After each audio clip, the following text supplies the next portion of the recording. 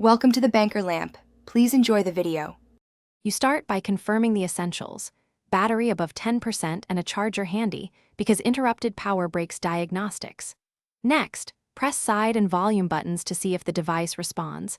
This rules out stuck keys triggering SOS.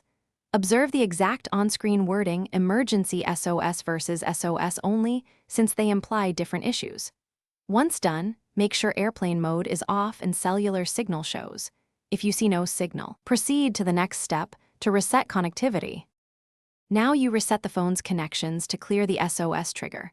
Toggle airplane mode for about 10 seconds to reset radios and towers. This often restores normal service quickly.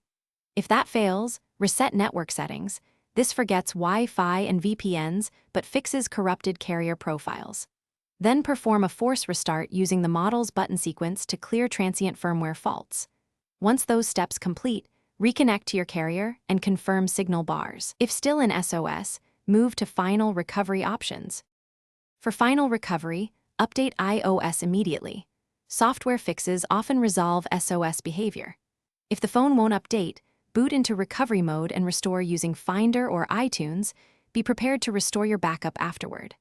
Also call your carrier to confirm account status and SIM provisioning, because a blocked or misprovisioned SIM shows SOS only. If all fails, erase and restore from backup or visit Apple support or an authorized service. One key troubleshooting tip: try a